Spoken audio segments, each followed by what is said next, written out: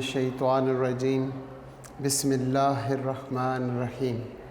अल्लाह के पाक नाम से शुरू करते हैं जो बड़ा मेहरबान और नहायत रहम करने वाला है। यूनिक ग्रुप ऑफ इंस्टीट्यूशन की तरफ से अज़ीज़ तलबा व तालबात, ये ऑनलाइन लेक्चर्स आपकी तालीम और तरबियत के लिए प्रोवाइड किए जा रहे हैं और मैं हूं प्रोफेसर राजा वाजिद अली। आप सब बच्चे मुझसे स्टैटिस्टिक्स यानी शुमारियात कर रहे हैं। हम सेकेंड ईयर की क्लास में लेक्चर नंबर 2 यानी कि सेकेंड 50% का लेक्चर नंबर 2 पर हैं और फर्स्ट 50% के बाद सेकेंड 50% चैप्टर नंबर 15 से हमने स्टार्ट किया है और 15.3 जिसका टॉपिक रैंक कोरिलेशन है, हम वो कंप्लीट करेंगे आज इस लेक्चर में इंशाअल्लाह। हस्बे मामूल हम अपने लेक्चर का आगाज़ एक दुआ से करते हैं और दुआ है ज़िंदगी और मौत की। अल्लाह ने हमें ज़िंदगी अता की और अल्लाह ही हमें मौत अता फरमाएगा और अल्लाह के ख़ज़ानों से हम ज़िंदगी और मौत की खूबियों वाली कुछ दुआ मांगते हैं। अल्लाहुम्मा उर्ज़ुक़नी, ए मेरे परवरदिगार हम सब को अता कर अल हयात सादतन वल मौत शहादतन। ए अल्लाह हम सब को ज़िंदगी अता फरमा जो सआदत वाली हो। अल हयात सादतन, सआदत वाली। अब सआदत वाली ज़िंदगी कौन सी होती है? जो फर्माबरदारी में गुजारी जाए उस ज़िंदगी को सआदत वाली ज़िंदगी कहते हैं। ए अल्लाह हम तुझसे दुआ करते हैं कि हमें तो अपनी फर्माबरदारी में रख, अपने प्यारे नबी हज़रत मोहम्मद सल्लल्लाहु अलैहि वसल्लम की फर्माबरदारी में रख, हमें अपने वालिदैन और उस्ताद कराम की फर्माबरदारी में रख। जिन बातों से ए अल्लाह ये चारों हस्तियां हमें मना करें हम उन बातों से रुक जाएं और जिन बातों के करने का हुक्म दें हम सिर्फ़ वही काम करें। ऐसी ज़िंदगी सआदत वाली ज़िंदगी होती है। इसमें कोई परेशानी, कोई टेंशन नहीं होती। इसमें हमारा रब, हमारा रसूल, हमारे वालिदैन, हमारे उस्ताद कराम हमारे साथ साथ होते हैं। हम ज़रा सा भटकने की कोशिश करते हैं, हम गलत रास्ते पे चलने की कोशिश करते हैं, वो हमें समझाते हैं और हम उनकी फर्माबरदारी में आ जाएं तो सआदत वाली ज़िंदगी बन जाती है। ये चार हस्तियाँ आपको कभी भी गलत रास्ते की तरफ जाने नहीं देंगी। इनकी कोशिश होगी कि आप सिरातल मुस्तकीम पर चलें। तो ए अल्लाह हम आप से ही इल्तिजा करते हैं कि हमें सिरातल मुस्तकीम, ऐसा रास्ता जिसकी मंजिल ए अल्लाह आप ख़ुद हों।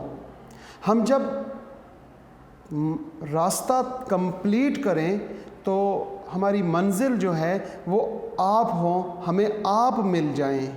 ऐसे रास्ते पे हमको चला, हमको दिखा ना, बल्कि हमको क्या कर, हमको उस रास्ते पे अपना हाथ, हमारा हाथ अपने हाथ में थाम के और उस रास्ते पे हमको चला दे और हमारी मंजिल, हमारा मकसद, हमारी मकसूद वो सिर्फ़ और सिर्फ ए अल्लाह आप बन जाएं। अल हयात सआदतन, ये लफ्ज़ सआदत के बारे में सारी बातें बताई हैं और वल मौत शहादतन, और ए हमारे रब मौत बरहक है। हर ज़िंदा चीज़ ने मौत का जायका चखना है। तो ए हमारे रब जब वो वक्त, वो घड़ी हम पर आए तो हमें मोहताजी वाली ज़िंदगी या मोहताजी वाली मौत ना अता फरमाई। ए अल्लाह हमको शहादत वाली मौत अता फरमाए। ऐसी शहादत जो तेरे नाम पर हमारे खून का पहला कतरा गिरे और वो लज्जत जन्नतों में ना मिले। फिर जन्नत में शहीद ए अल्लाह आपसे फरमाए कि हमें 1000 ज़िंदगियाँ अता फरमाएँ और हर ज़िंदगी पर हम आपके नाम पे कुर्बान हों और वो लज्जत हासिल करें। आमीन सुम्मा आमीन। हम बात करते हैं अपने लेक्चर की जानिब चलते हुए 15.3 पेज नंबर 237 पर क्वेश्चन नंबर 3 का B part. Question number exercise 15.3 question number 3 और उसका बी पार्ट गौर से पढ़ेंगे। अगर आप बुक में देखें तो 7 आर्मी रिट्यूट्स ABCDEF एंड G, आपके पास 7 आर्मी पर्सनस हैं, उनके नाम फ़र्ज कर लेते हैं ABCDEF और G, ये उनके नाम हैं। अब यहाँ पे हम X और Y बनाएंगे और उनके रैंक्स होंगे।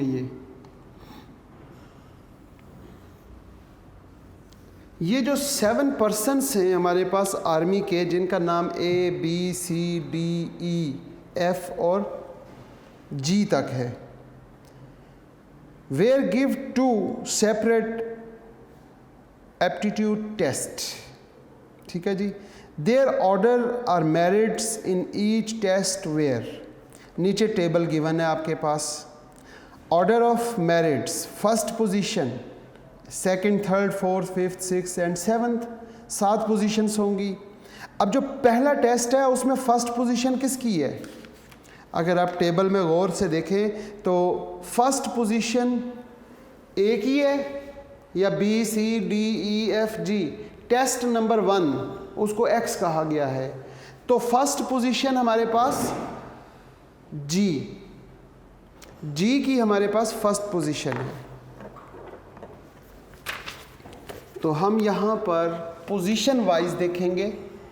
जो G पर्सन है उसकी फर्स्ट पोजीशन है, सेकंड पोजीशन F की है जनाब, थर्ड पोजीशन A की है फर्स्ट टेस्ट में, थर्ड के बाद फोर्थ पोजीशन है जी D की, ये है जी फोर्थ पोजीशन। फोर्थ के बाद फिफ्थ पोजीशन है जी B की, सॉरी B लिख दिया, हालांकि यहाँ पे हमें क्या लिखना था, उसकी position fifth. Sixth position C की और सेवन्थ पोजीशन E की। ये है जनाब आपके पास फर्स्ट टेस्ट। सेकंड टेस्ट में फर्स्ट पोजीशन किसकी है देखें जी, D। तो यहाँ पे D के सामने हमने लिखा फर्स्ट पोजीशन, सेकंड पोजीशन यहाँ पे भी F की है, थर्ड पोजीशन E की है। थर्ड के बाद अगर फोर्थ पोजीशन देखें तो वो हमारे पास B की मौजूद है। फोर्थ के बाद फिफ्थ पोजीशन देखेंगे वो हमारे पास G की है, और सिक्स्थ पोजीशन C की, और सेवन्थ पोजीशन हमारे पास A की है। ये सेकंड टेस्ट। फाइंड क्या करना है, टेबल के नीचे लिखा हुआ है और वो अंग्रेज़ी में लिखा होता है, उसको पढ़ लीजिएगा। Find Spearman coefficient of rank correlation between the two orders. अब आप क्या करेंगे, रैंक कोरिलेशन मालूम करेंगे। तो रैंक कोरिलेशन का फार्मूला क्या होता है, 1 माइनस यहाँ पे लिखते हैं 6 summation D square over N into N square minus 1। आपको एक N की ज़रूरत है और दूसरा आपको ज़रूरत है समीशन D स्क्वायर की। N तो हम यहाँ से काउंट कर लेते हैं, 1 2 3 4 5 6 और 7। N हमारे पास क्या है, N हमारे पास 7 है, और D स्क्वायर के लिए आपको थोड़ा सा काम करना पड़ेगा। पहले डिफरेंस मालूम करें, यानी कि x माइनस वाई, और फिर साथ ही आप इनका स्क्वायर ले लें, और इस कॉलम का जो टोटल होगा वो समीशन D स्क्वायर कहलाएगा। अब आप देखेंगे कि इन्हें हम माइनस कैसे करें। 3 माइनस 7, सबसे पहले 3 से जब आपने 7 को माइनस किया तो यहाँ पे -4 आ गया। -4 का स्क्वायर करते हैं तो 16। 5 माइनस 5 0, तो ये भी 0 हो गया।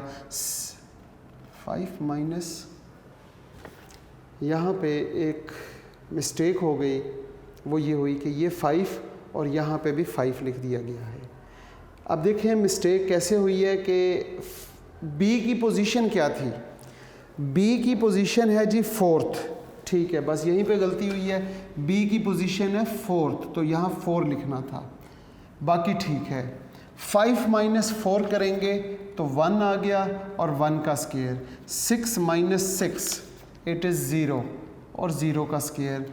4 माइनस 1 3, और 3 का स्केयर 9, 7 माइनस 3 वो आपके पास 4 आ गया और 4 का स्केयर 16, 2 माइनस 2 0, 1 माइनस 5 माइनस 4 और ये 16 आ गया।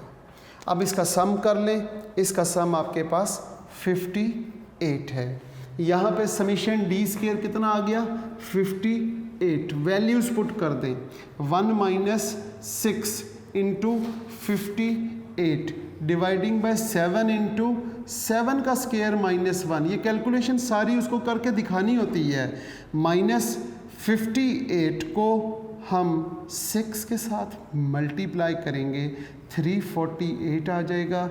7 into 49 minus 1, 7 7 49, 1 minus 348 dividing by 7 into 48, 48 को 7 से मल्टीप्लाई करेंगे तो 348 डिवाइडिंग बाय, जब मल्टीप्लाई करते हैं 7 इंटू 48 तो 336 आ जाएगा। अब इसे डिवाइड करते हैं 1.03571 और इसे माइनस करेंगे तो माइनस 0.0357, ये आपका आंसर है। इस आंसर के साथ ही उसने कहा था कि आपने क्या करना है कि कमेंट भी करना है। तो पहली बात तो ये है कि इसका आंसर 0.0 आया है। 0.0 आर की वैल्यू लाइज बिटवीन कहाँ होती है, रैंक कोरिलेशन की +1 और -1, -1 और +1 के दरमियान में रहती है। ये -1 और +1 और दरमियान में 0 है। एक तो 0 आया और 0 के बाद फिर 0.0 है, तो बहुत क्लोज्ड है 0 के और नेगेटिव साइन पर -0.035। तो इसके लिए तो बात कमेंट में आपने लिखना है वेरी लिटल, बहुत ही छोटी सी वैल्यू आई है। अगर 1 के करीब होती 0.999 तो हम कहते हैं कि बहुत हाई है। 1 मैक्सिमम है ही 1, तो 0.98 आ जाए, 0.85 आ जाए तो हम कहेंगे ये बहुत हाई है। और जब 0 के करीब होगी तो हमने पहला कमेंट तो देना है इट्स वेरी लिटल, बहुत ही छोटी वैल्यू है। और दूसरी बात हम कहेंगे कि नेगेटिव है या पॉजिटिव है, तो नेगेटिव कोरिलेशन, ये इसके कमेंट है। अगर आप पेज नंबर 237 आंसर के साथ देखेंगे तो इसका कमेंट लिखा हुआ है the very little negative correlation. ये था क्वेश्चन नंबर 3 का बी पार्ट। क्वेश्चन नंबर 4 का ए पार्ट।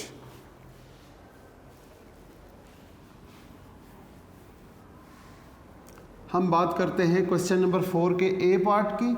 ए पार्ट में उसने क्या दिया हुआ है, अगर आप गौर करें तो x, y और z आपके पास 3 जजेस हैं, उनकी कुछ नंबरिंग्स दी हुई हैं, ऑर्डर्स दिए हुए हैं, या फिर रैंक कहेंगे कि रैंक दिए हुए हैं।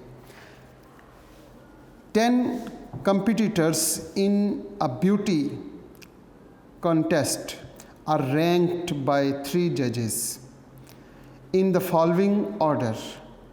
हमारे पास A, B, C, D, E, F, G, H, I और J, ये हमारे पास 10 पर्सन्स हैं, उनके नाम लिखे हुए हैं। हमारे पास A, B, C, D, E, F, G, H, I और J। अब जो X जज है उसने A को नंबर किस नंबर पे रखा, 1, फर्स्ट नंबर पे। X जज है, जज X 1, फिर B को उसने 6 नंबर, फिर 5, फिर 10th नंबर पे इसे रख लिया, 10th के बाद 3, फिर 2, फिर 4, फिर 9, फिर 7 और फिर 8। Y, जो जज Y है उसने जो ऑर्डर्स दिए, ए को उसको तीसरे नंबर पे रखा गया है, बी को उसने 5th नंबर पे, फिर इसी तरह 8, 4, 7, 10, 2, 1, 6 एंड 9। और जो जज जी है एक्स वाई एंड जी, उसने ए को 6 नंबर पे, बी को 4th, सी को 9th, डी को 8, ई को 1st, फिर 2nd, फिर इसे 3rd, फिर इसके बाद एच को उसने 10th नंबर पे रखा, फिर आई को 5 और ये 7, जे को 7th मार्क्स दिए। कहता है Spearman coefficient of rank between use Spearman rank correlation coefficient to discuss which pair of जज। जब रैंक कोरिलेशन की बात करते हैं तो उसमें पेयर ऑफ ऑब्जर्वेशन होती है। अब हम एक्स वाई जी को इकट्ठा नहीं करेंगे, बल्कि क्या करेंगे, सेपरेट करेंगे। पहले हम बात करते हैं एक्स और वाई जज की। इसमें रैंक कोरिलेशन एक्स और वाई मालूम कर लेते हैं। 1 - 6 summation D square over n into n square minus 1। अब d किसके बराबर होगा, where d is equal to x minus Y. यहाँ पे हम d का कॉलम बना लेते हैं और d is equal to x minus Y लिख लेते हैं, और साथ ही हम d स्क्वायर कर लेते हैं। और डी स्क्वायर कौन सा होगा, डी एक्स माइनस वाई का, D square X minus Y का। 1 - 3 करते हैं तो हमारे पास आ जाएगा -2, और -2 का स्क्वायर 4 हो गया। 6 - 5 1 कर लिया, और 1 का स्क्वायर 5 - 8 6 7 8।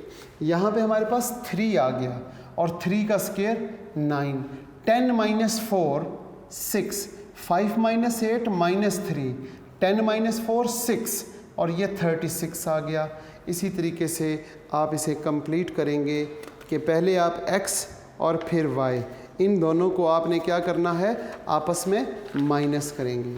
तो सबसे पहली वैल्यू -2 आ गई, फिर उसके बाद 1, फिर -3, फिर 6, फिर आपके पास -4 आ जाएगा, -8 आ गया, फिर इसके बाद आपके पास 2, फिर +8, फिर 1 और फिर -1। देखें 8 - 9 ये आ गया, 7 - 6 1, 9 - 1 8। अब इनका स्क्वायर कर लेते हैं। 4 - 4 का स्क्वायर 16, यहाँ पे 64, 2 का स्क्वायर 4, ये भी 64, ये 1 और ये 1। इसका यहाँ से टोटल कर लें, इसका टोटल आपके पास 200 आ गया। अब आप क्या करेंगे कि यहाँ पे वैल्यूज़ पुट कर दें। 1 - 6 इंटू 200 ओवर n हमारे पास है जी 10, इंटू 10 का स्क्वायर -1। अब यहाँ पे देखेंगे 1 - 6 2s are 1200 हो गया, और नीचे आपको पता है 990, क्योंकि यहाँ पे 10 का स्क्वायर करते हैं तो 100 हो गया। 100 - 1 99, मल्टीप्लाई बाय 10 तो 990। डिवाइड करने पे आंसर आ जाएगा आपके पास 1.21212। इसको माइनस करेंगे 0.2121। ये आपके पास रैंक कोरिलेशन आपके पास x और y का आ गया। अब रैंक कोरिलेशन x और z का मालूम करना है। x और z का मालूम करने के लिए 1 - 6 summation d square over n into n square -1 आ जाएगा, where d is equal to x minus z। अब आपने क्या करना है, x में से z को माइनस करना है। x में से z को कैसे माइनस करेंगे, यहाँ पर एक कॉलम बनाएंगे डिफरेंस का, और वो लिखेंगे x माइनस z, और साथ ही हम क्या कर लेंगे, d square, d x z का स्क्वायर, और इस कॉलम का यहाँ से टोटल कर लेते हैं। x और z, x और z का मतलब ये होगा कि 1 - 6, यहाँ पे आपके पास आ गया -5, 6 माइनस 4 तो आपके पास आ गया 2, फिर 5 माइनस 9 तो -4, 10 माइनस 8 2, 3 माइनस 1 ये भी 2 आ गया, 2 minus 2 0, 4 minus 3 1, 9 minus 10 -1, 7 minus 5 -2, 8 minus 7 1। इनका स्केयर किया 25, 2 का स्केयर 4, 2 का स्केयर क्या होता है जी 4, 4 का स्केयर 16, 2 का स्केयर फिर 4, फिर 4 0 1 1 4 एंड 1। इसका सम अप किया जब आपने, तो इसका आंसर आपके पास आ गया 60। फार्मूले में वैल्यूज़ पुट कर दें, rank correlation X Z is equal to 1 minus 6 into 60 dividing by 10 into 10 का स्केयर और -1, 1 माइनस 360 और 990, 1 माइनस 0.3636 और फाइनली 0.6363। ये रैंक कोरिलेशन आपके पास आ गया 0.6363।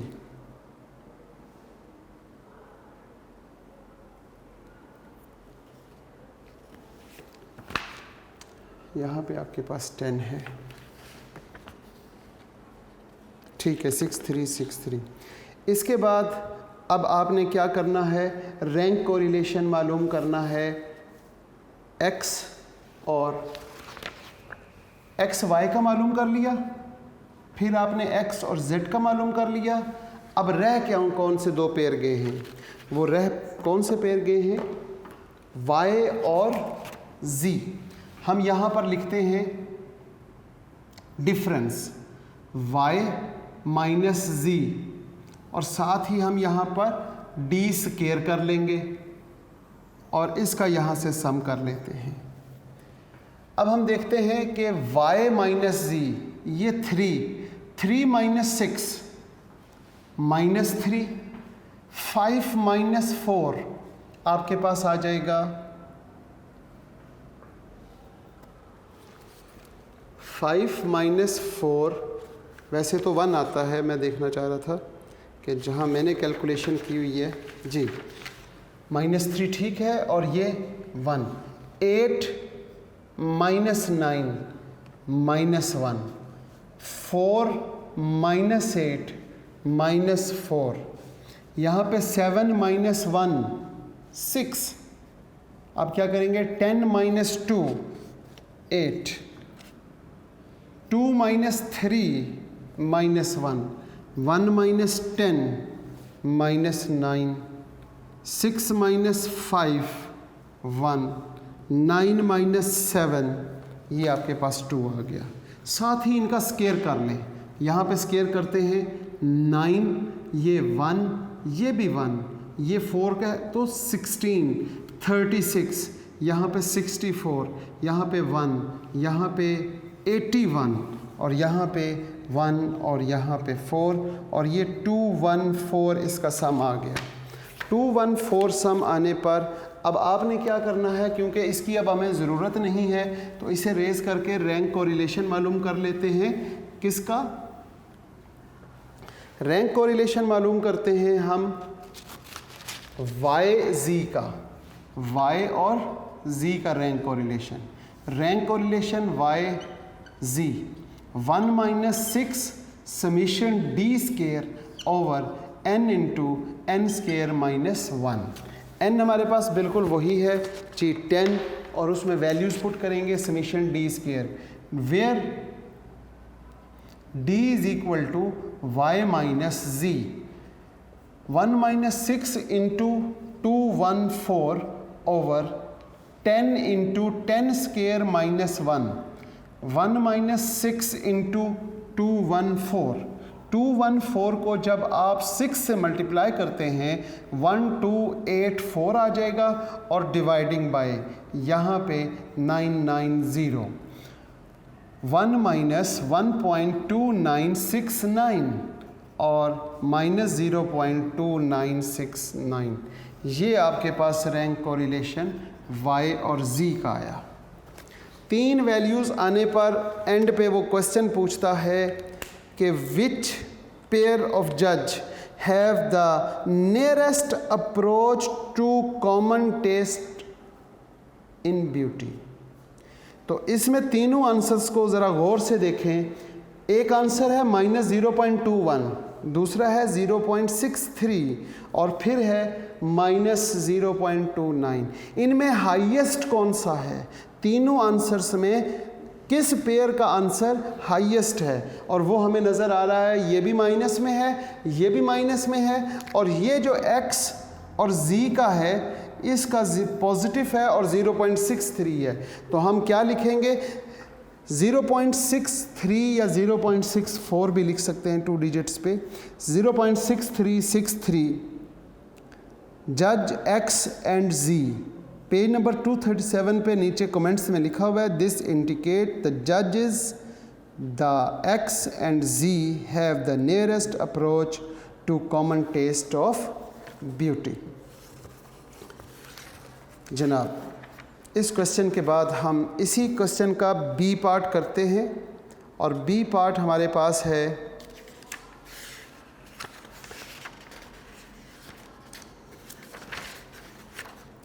पेज नंबर 238 पर। The following table show the grade points average award the 6 children in the competition of 2 different जजेस। हमारे पास पहले इस क्वेश्चन में 10 पर्सन्स थे, यहाँ पे 6 चिल्ड्रन हो गए। बस सिर्फ डिफरेंस थोड़ा सा ये है और एक छोटा सा पॉइंट सीखने वाला मज़ीद इस क्वेश्चन में मौजूद है। इस क्वेश्चन को जल्दी से नोट डाउन करके कोशिश करें कि हमारे सॉल्व करने से पहले आप सॉल्व करके इसका आंसर हमारे साथ टैली करें। फार्मूला क्योंकि यही लगना है और ये तकरीबन 99% स्टूडेंट्स, अगर मैं यहाँ बोर्ड पे ना करवाऊँ तो ये सवाल गलत कर देंगे। इट इज़ कन्फर्म्ड कि ये सवाल 99% स्टूडेंट, अगर मैं सवाल बोर्ड पे ना करवाऊँ तो ये गलत होगा। उनका आंसर्स भी नहीं ठीक आएंगे और उनका मेथड भी गलत होगा। हमारे पास यहाँ पर क्वेश्चन नंबर 4 है शायद, हाँ जी, क्वेश्चन नंबर 4 है और उसका बी पार्ट चाइल्ड। चाइल्ड में उसने क्या दिया हुआ है? उनके नाम दिए हुए हैं A, B, C, D, E और F। यहाँ पे है जी जज X और यहाँ पर है जज Y। 6.8, 7.3, 8.1, 9.8, 7.1, 9.2। वाई जज ने जो पॉइंट्स दिए वो 7.8, 9.4, 7.9, 9.6, 8.9, 6.9। गलती क्या करेंगे बच्चे? गलती ये होगी कि उनको यहाँ पे x और y, जैसे लास्ट क्वेश्चन में x, y और z दिया हुआ था, आपने x में से y को माइनस किया, d आ गया, d स्केयर किया और उसको सॉल्व कर लिया, एंड पे जवाब गलत हो जाएगा। क्योंकि वहाँ पे x और y जजेस के ऑर्डर्स दिए हुए थे, रैंक्स दिए हुए थे। इस क्वेश्चन में इनके रैंक्स नहीं दिए हुए। ज़रा गौर से पढ़ते हैं। द फॉलोइंग टेबल, जो नीचे टेबल है, show the grade points of average. उनके एवरेज दी हुई है कि इसकी ये एवरेज है, इसकी इतनी एवरेज, इतनी, इसकी इतनी परसेंटेज, या इसकी एवरेज दी हुई है। इसके बारे में ये नहीं लिखा हुआ कि इसने रैंक्स दिए हुए हैं। इसके बरक्स अगर मैं क्वेश्चन नंबर 4 का ए पार्ट पढ़ूँ तो उसने देखें लिखा हुआ है in a beauty context are ranked. वो रैंक्ड हैं। इससे ऊपर किसी भी क्वेश्चन में देख लें तो वो रैंक लिखा होगा। क्वेश्चन नंबर 1 का सी पार्ट अगर पढ़ते हैं तो वहाँ पे लिखा हुआ the rank of same 10 student. और इस क्वेश्चन को अगर मैं गौर से पढ़ूँ तो यहाँ पे उसने कहा ग्रेड पॉइंट एवरेज, रैंक्स नहीं। रैंक कोरिलेशन में हमें रैंक्स की ज़रूरत है। जब रैंक्स होंगे तो उनका डिफरेंस मालूम करके डी मालूम करेंगे और स्केयर। अब ये रैंक नहीं है, बच्चे क्या करेंगे, यहाँ पे डी लिखेंगे x माइनस वाई रूटीन में, इसमें से इसको माइनस करेंगे, उसका स्केयर करेंगे, टोटल करेंगे, फार्मूला लिखेंगे, सब कुछ सही होगा, लेकिन प्रोसीजर सारा गलत होगा, मेथड गलत, सॉल्यूशन भी गलत, सब आंसर भी गलत ही आएगा। अब आपने करना क्या है, आपने सबसे पहले रैंक्स मालूम करने हैं। क्या मेरे बच्चों को रैंक्स मालूम करने आते हैं? जी, रैंक्स x और y। यहाँ पे देखें ये x की वैल्यूज़ दी हुई हैं, ये पॉइंट्स हैं। इनमें जो हाईएस्ट वैल्यू है ना, इट्स 9.8। उसके सामने रैंक ये फर्स्ट पोजीशन पर है, डी जो है ना वो फर्स्ट पोजीशन पर है। रैंक तरतीब देना कहलाता है। 9.8 के बाद ये सेकंड पोजीशन पे है जी, एफ स्टूडेंट। इसके बाद 8.1 ये थर्ड पोजीशन पर है। 8.1 के बाद 7.3 ये फोर्थ है, फिर ये फिफ्थ है और फिर ये सिक्स्थ है। ये रैंक्स बन गए। अगर हम रैंक्स के बारे में गौर करें तो 6 4 3 1 6 4 3 1 और 5 2 है। बिल्कुल इसी तरीके से y, जो जज y है उसके रैंक्स देखें तो इनमें हाईएस्ट वैल्यू कौन सी है, 9.6, तो हम यहाँ पे 1 लिख देंगे। 9.4 ये 2 आ जाएगा। 8.9 ये 3 आ जाएगा। फिर 7 यहाँ पे 4, यहाँ पे 5 और यहाँ पे 6। अब ये रैंक्स बन गए और रैंक्स की तरतीब है 5 to 4 5 to 4 1 3 6। अब जब ये रैंक्स बना लें तो अब डिफरेंस मालूम करें। डिफरेंस कैसे मालूम करते हैं वो तो पता ही है, d is equal to X minus Y, और साथ ही हम डी स्केयर का कॉलम बनाएंगे और उसका टोटल कर लेंगे। 6 माइनस 5, 6 में से 5 के 1, उसका स्केयर। 4 में से 2 के 2 स्केयर। 3 माइनस 4 माइनस 1 और 1, 1 माइनस 1 0 0। 5 माइनस 3 2 और 2 का स्केयर 4।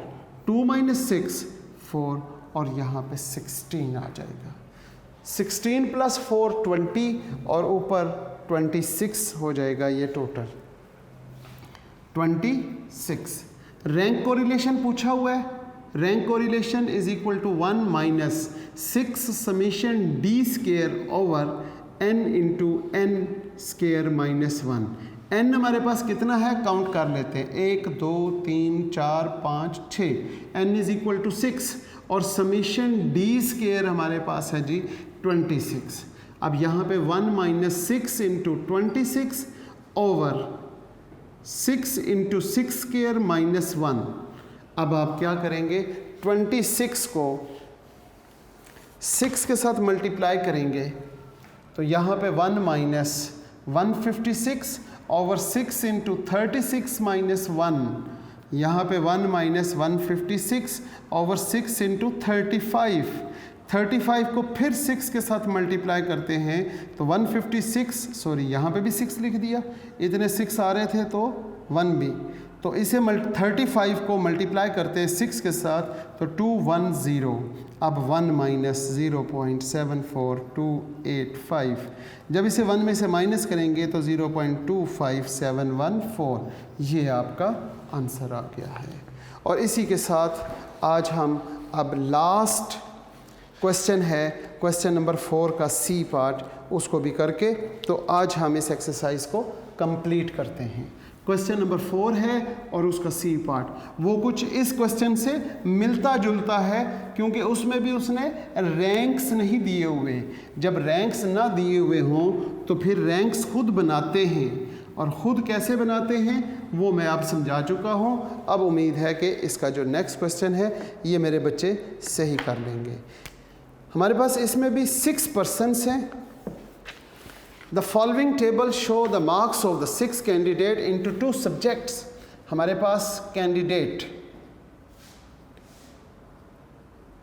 कैंडिडेट आपके पास हैं जनाब A, B, C, D, E and F।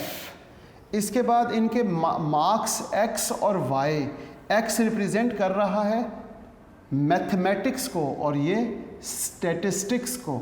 जनाब क्या वैल्यूज़, इसके मार्क्स हैं जी 38, फिर 62, 56, 42, 59 एंड 48।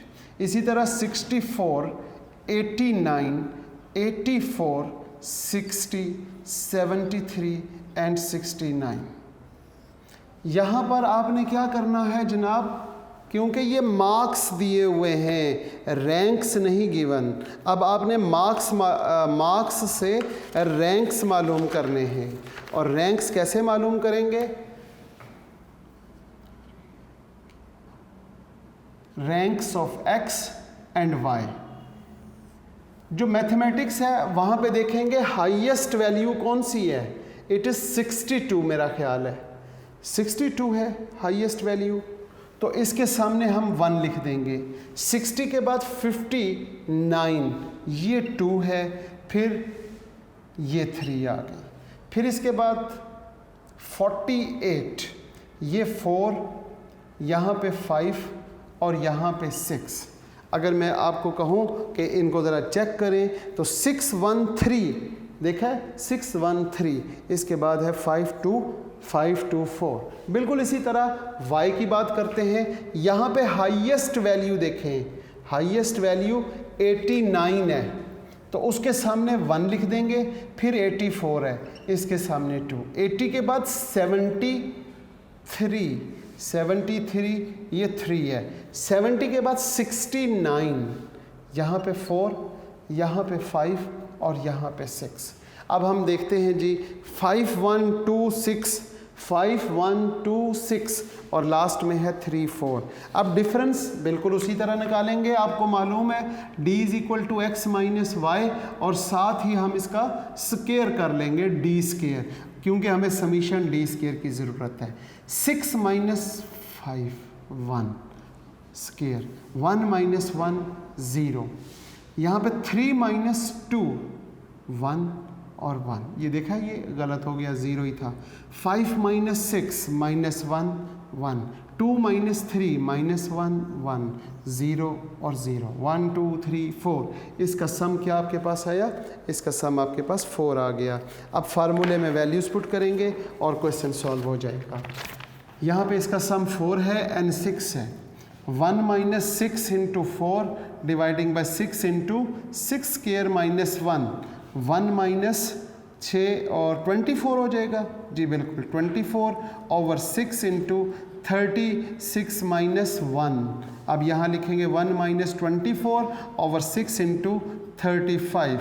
अब यहाँ लिखेंगे 1 - 24 ओवर 210, 1 - 0.11428 और 1 में से माइनस करेंगे 8857। ये आपका आंसर आ गया। आज के लेक्चर में हमने एक्सरसाइज 5.3 कंप्लीट कर ली है।